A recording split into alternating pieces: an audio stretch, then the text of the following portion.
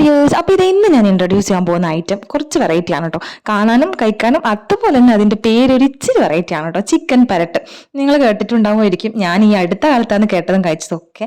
എൻ്റെ husband sister വന്നപ്പോൾ സിസ്റ്ററും ഹസ്ബൻഡും കൂടി പറഞ്ഞ ഒരു റെസിപ്പിയാണ് കേട്ടോ ഇത്.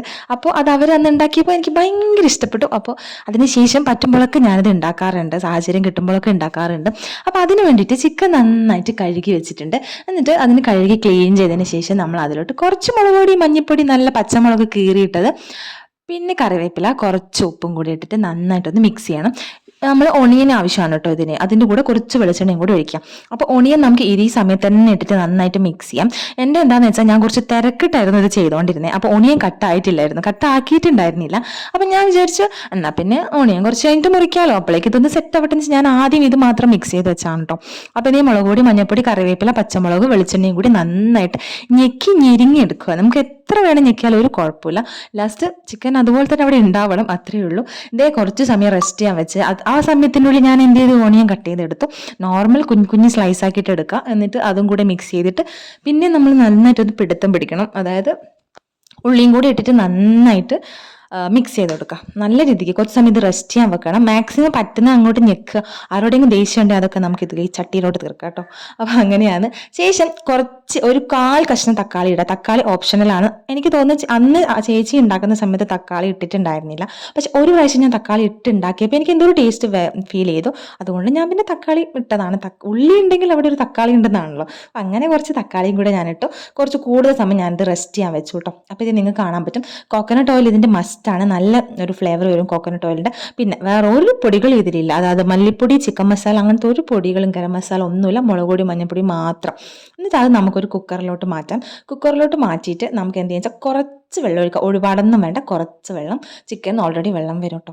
അപ്പോൾ പിന്നെ ഞാൻ ഇതിലിപ്പോൾ ഒരു വിസിലാണ് കൊടുത്തത്. നിങ്ങൾക്ക് 1 ഇടാം, 2 ഇടാം, നിങ്ങൾ ഈ വേവിനനുസരിച്ച് ഇടാം.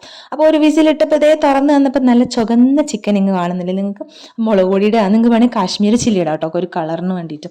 ഞാൻ കാശ്മീരി ഇട്ടിട്ടുണ്ടായിരുന്നില്ല. ശേഷം ആ പീസ് ഒന്നും ഉടഞ്ഞു പോവാതെ നന്നായിട്ട് അങ്ങ് ഇളക്കി കൊടുക്കുക കേട്ടോ. ഇളക്കി കൊടുക്കുക മീൻസ് അതിൽ കുറച്ച് ഗ്രേവി ആണോ നിങ്ങൾക്ക്, അതെല്ലാം കൂടി അങ്ങ് മിക്സ് ആക്കി കൊടുക്കാം.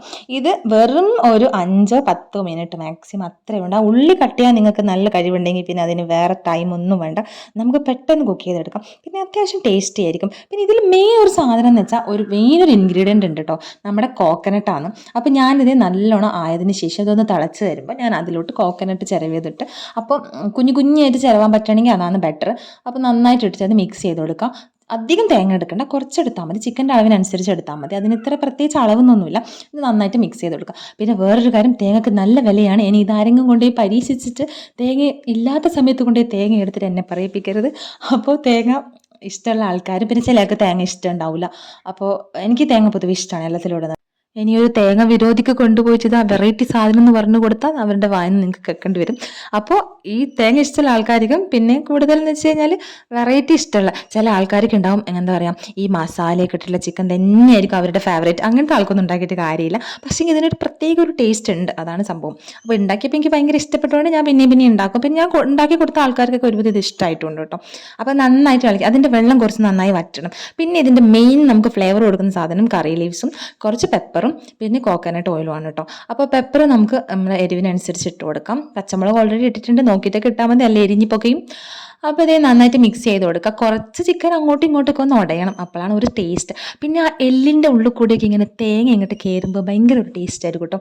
അപ്പോൾ ഇതിപ്പോൾ കുറച്ച് മുന്നേ ഉണ്ടാക്കി വെച്ചിട്ട് നൈറ്റൊക്കെ നമ്മൾ ചൂടാക്കി പിന്നെ യൂസ് ചെയ്യുമ്പോൾ ഇതിൻ്റെ ഒരു ടേസ്റ്റ് വരിക. അപ്പോൾ ഇത്രയേ ഉള്ളൂ. ഇത് നന്നായിട്ട് വെള്ളം വറ്റുന്ന വരെ ഒന്നങ്ങ് മൂടി വെക്കുക. എന്നിട്ട് കുറച്ച് ഡ്രൈ ആയിട്ട് നമുക്ക് എടുക്കാം.